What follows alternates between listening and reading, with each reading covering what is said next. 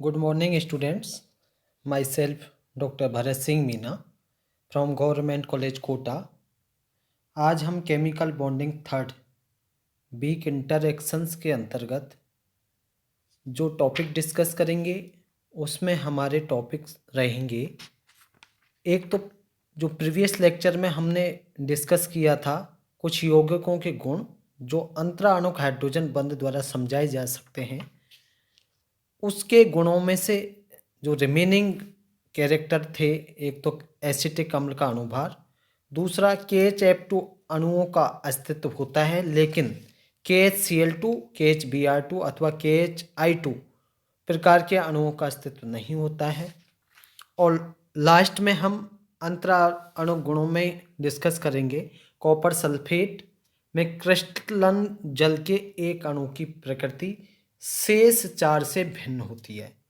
और then discuss करेंगे हमारा नया टॉपिक रहेगा इंट्रामोलिकुलर हाइड्रोजन बॉन्डिंग।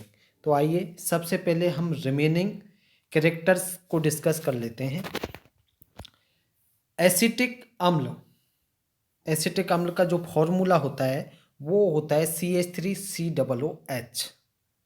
तो इसका जो अणुभार है आप देखेंगे कि सूत्र के अनुसार इसका अणुभार होना चाहिए 60, लेकिन जब एक्सपेरिमेंट किया गया तो इसका जो अणुभार आया वो आया 120। अब इस डबल जो अणुभार आया एक्सपेरिमेंट के द्वारा उसका क्या कारण है?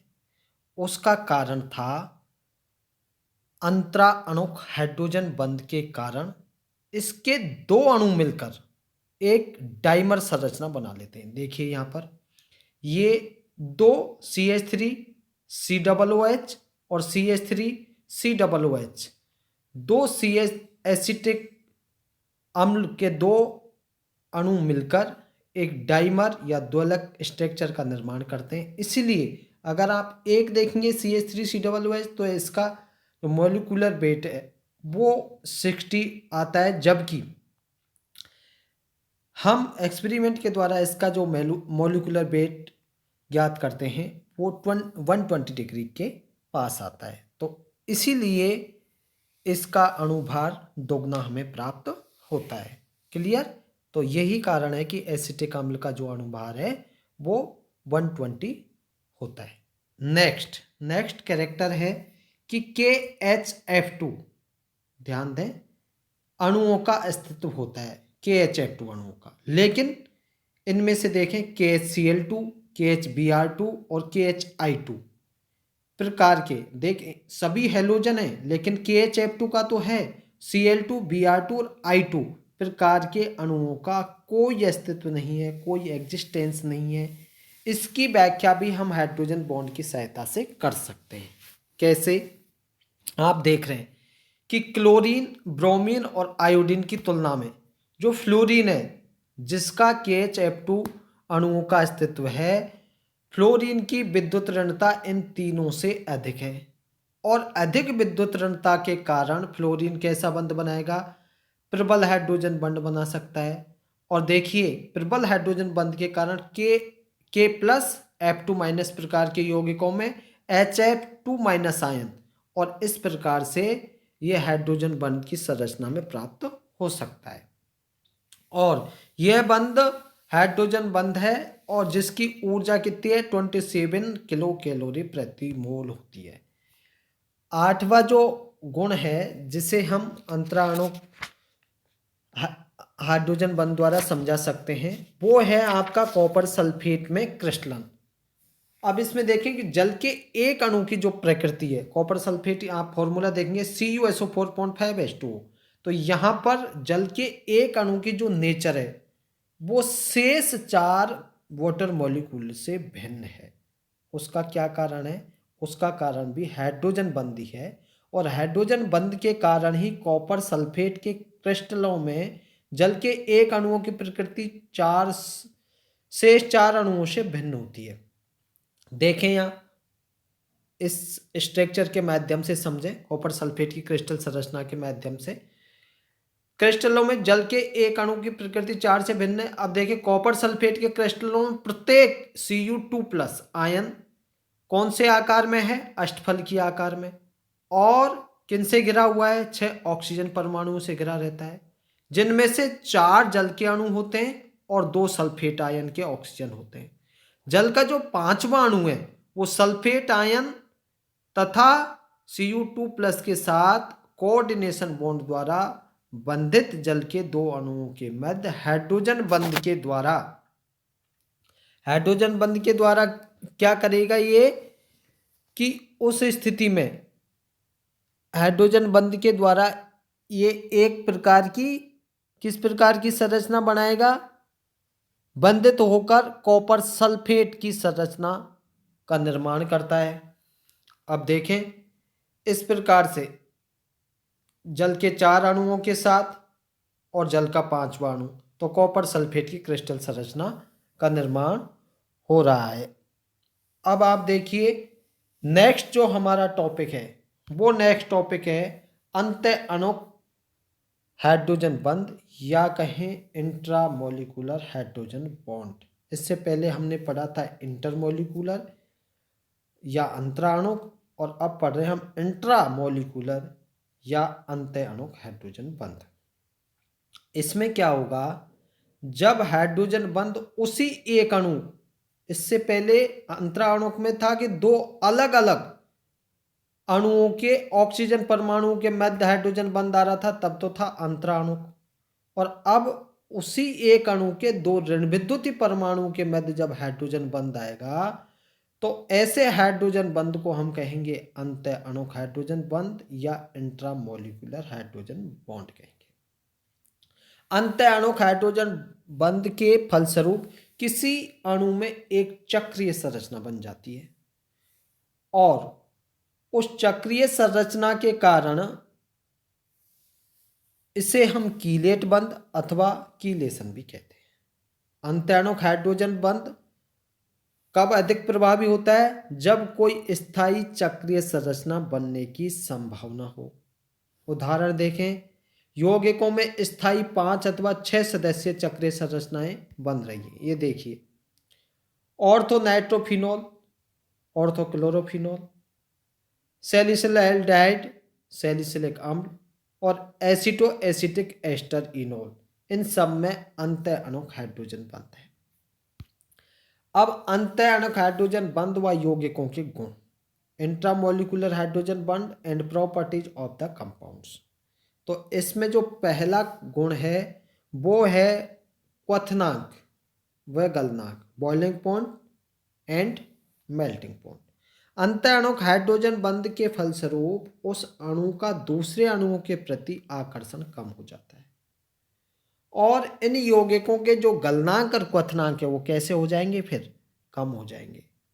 उदाहरण के तौर पे आप देखें, ऑर्थोक्लोरोफिनॉल 170 डिग्री सेल्सियस, और ऑर्थो के बाद देखें आप मेटाक्लोरोफिनॉल 214 डिग्री और पैराक्लोरोफिनॉल 220 डिग्री सेल्सियस। नेक्स्ट, अब आप देखें, ऑर्थो नाइट्रोफिनॉल का जो गलनांक है 45 डिग्री है, जबकि मेटा और पैरा का जो इसके समावेवी है के गलनांक 97 डिग्री और 140 डिग्री है। क्यों? क्योंकि ऑर्थो यौगिक में जो आपका बॉन्ड है इंट्रामोलिकुलर हाइड्रोजन बॉन्ड होते हैं, जबकि मेटा और पैरा जो उसके समावेवी हैं उनमें अंतरा अणुक हाइड्रोजन बंध की संभावना बनती है और इनके गलनांक बढ़ जाते हैं। तीसरा देखें, इसी प्रकार से एक अन्य उदाहरण लेवें आप, नाइट्रोबेंजोइक अम्ल। ये नाइट्रोबेंजोइक अम्ल है, इसके भी व्युत्पन्न देखें, ऑर्थो व्युत्पन्न का गलनांक कितना है? 147 डिग्री सेल्सियस है, जबकि इसके पैरा व्युत्पन्न का आप गलनांक देखेंगे जिसमें अंतराणुक हाइड्रोजन बंध के कारण कितना हो गया वो, ये तो था 147 डिग्री और ये हो गया 242 डिग्री सेल्सियस, पैरा नाइट्रोबेंजोइक अम्ल। इसी प्रकार से इसका तीसरा गुण है जो अंतः अणुक हाइड्रोजन बंध के द्वारा हम एक्सप्लेन कर सकते हैं, वो है अम्लों के वियोजन स्थिरांक, डिसोसिएशन कांस्टेंट्स ऑफ एसिड्स। अंतःअणुक हाइड्रोजन बंध के कारण कुछ अम्लों के ऋण आयनों में स्थायित्व आ जाता है और ऐसी स्थिति में उस अम्ल के वियोजन में बहुत अधिक वृद्धि हो जाती है और इस प्रकार से उस अम्ल की स्ट्रेंथ बढ़ जाती है। आप देखें, उदाहरण के माध्यम से आप देखेंगे तो ये टेबल देखिए, ऑर्थो हाइड्रोक्सी बेंजोइक अम्ल जिसे सैलिसिलिक अम्ल के नाम से भी जानते हैं, ये ऑर्थो, और इसी का आप मेटा देखें और इसी का आप पैरा देखें, मेटा हाइड्रोक्सी बेंजोइक अम्ल, पैरा हाइड्रोक्सी बेंजोइक अम्ल, तो इनके वियोजन स्थिरांक देखिए, ऑर्थो का 105 था, मेटा का 8.3 और पैरा का 2.9। हम देखते हैं कि मेटा और पैरा समावयवी की तुलना में ऑर्थो के वियोजन स्थिरांक का मान बहुत अधिक है। इसका कारण क्या था? इसका कारण यह है कि एक प्रोटॉन देने के बाद ऋणायन हाइड्रोजन बंध द्वारा स्थायीकृत हो जाता है। देखिए आप इसमें अगर एक हाइड्रोजन बॉन्ड दे दे तो ये ऋणायन हाइड्रोजन बंध के द्वारा स्थायीकृत हो जाएगा, इसलिए इसके वियोजन स्थिरांक का मान मेटा और पैरा की तुलना में बहुत अधिक है। तीसरा, क्लोरल हाइड्रेट का स्थायित्व, स्टेबिलिटी ऑफ क्लोरल हाइड्रेट। सामान्यतया जो यौगिक होते हैं उनमें एक ही कार्बन परमाणु के साथ एक से अधिक OH समूह जुड़े हुए हों तो वो कैसे होंगे? अस्थायी होंगे। लेकिन यदि उस कार्बन परमाणु के साथ तीव्र ऋण विद्युतीय परमाणु जुड़े हुए हों तो वह यौगिक कैसा हो जाएगा? स्थायी हो जाएगा। उदाहरण के तौर पर देखें आप क्लोरल हाइड्रेट, इसके स्थायित्व में अंतःअणुक हाइड्रोजन बंध का योगदान होता है क्लोरल हाइड्रेट में। अब हम बात करेंगे हाइड्रोजन बंध से प्रभावित कुछ अन्य गुणों के बारे में। उसमें है हमारा पहला, हाइड्रोजन बंध व विलेयता। जिन कार्बनिक यौगिकों में हाइड्रोजन बंध बनाने की प्रवृत्ति होगी वे सामान्यतः वाटर में कैसे होंगे? सॉल्युबल होंगे। और कार्बनिक यौगिक जो सहसंयोजक बंध की प्रकृति के होने के कारण वे जल में जनरली तो कैसे होंगे? अम्लशील होंगे, क्योंकि कार्बनिक यौगिक के सहसंयोजक प्रकृति के हैं।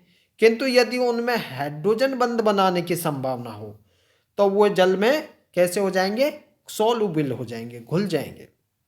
अल्कोहल जल में कैसा होता है? विलयशील होता है। क्यों? क्योंकि इनमें OH ग्रुप होने के कारण ये जल के अणुओं के साथ हाइड्रोजन बंध बना लेते हैं। देखिए इस प्रकार से ये अल्कोहल है ROH और ये जल के अणुओं के साथ हाइड्रोजन बंध बनाने के कारण सॉल्युबल हो गए। इसी प्रकार से आप शक्कर या शर्करा में भी OH समूह होते हैं जो जल के साथ हाइड्रोजन बंध बना लेते हैं और यही कारण है कि जो शर्कराएं हैं उसमें ग्लूकोज, फ्रक्टोज, शक्कर यौगिक सहसंयोजक होने के कारण भी या से हम कहें सहसंयोजक बंध होने के बावजूद भी जल में विलयशील होते हैं। क्यों? क्योंकि वो हाइड्रोजन बंध बना देते हैं। शक्कर में कई OH समूह होते हैं जो जल के साथ हाइड्रोजन बंध बना लेते हैं, यही कारण है कि ये जल में विलयशील है। अब हम डाई मेथिल ईथर, ये आपका डाई मेथिल ईथर है, 2 CH3 है इसलिए डाई, और CH3 इसलिए मेथिल, और 2 है इसलिए डाई, और ये O, तो ये डाई मेथिल ईथर भी जल में पूर्ण रूप से विलयशील है, जबकि डाईमेथिल सल्फाइड जल में बहुत ही अल्प मात्रा में विलयशील होता है। क्यों? क्योंकि डाईमेथिल ईथर के जो ऑक्सीजन परमाणु हैं वो जल के हाइड्रोजन परमाणुओं के साथ, ये देखिए डाईमेथिल ईथर का ऑक्सीजन परमाणु ये जल के हाइड्रोजन परमाणुओं के साथ हाइड्रोजन बंध बना लेते हैं, जबकि डाईमेथिल ईथर में जो सल्फर होता है उसकी विद्युत ऋणता कम होने के कारण ऐसा नहीं हो पाता। इसी प्रकार से आप बेंजीन देखें तो बेंजीन तो जल में कैसी है? अविलयशील है या विलयशील नहीं है, लेकिन प्रीडीन जो होती है वो क्या होगी? प्रीडीन का ऋण विद्युती नाइट्रोजन परमाणु जल के अणुओं के साथ हाइड्रोजन बंध बना लेगा। ये देखिए ये प्रीडीन है और ये जल के हाइड्रोजन परमाणुओं के साथ हाइड्रोजन बंध बना लिया, जबकि बेंजीन में इस प्रकार के बंध की संभावना नहीं है।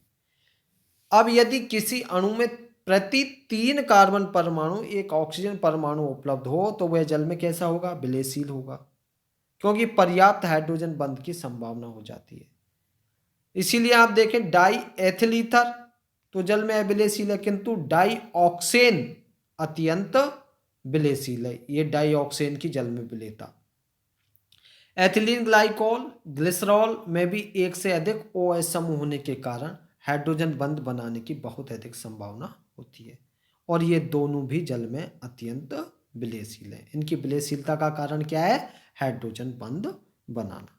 हाइड्रोजन बंध के कारण ही आप देखें नॉन एक्वस सॉल्वेंट्स की विलेयशीलता भी प्रभावित होती है।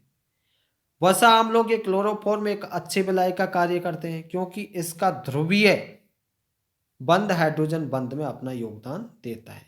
इसी प्रकार एसिटिलीन एसीटोन में अत्यंत विलेयशील है। क्यों? क्योंकि ये दोनों भी परस्पर हाइड्रोजन बंध बना लेते हैं। ये एसिटिलीन एसीटोन है। अत्यधिक ध्रुवीय विलायक होने के उपरांत भी एसिटिलीन जल में विलेयशील नहीं है। क्यों?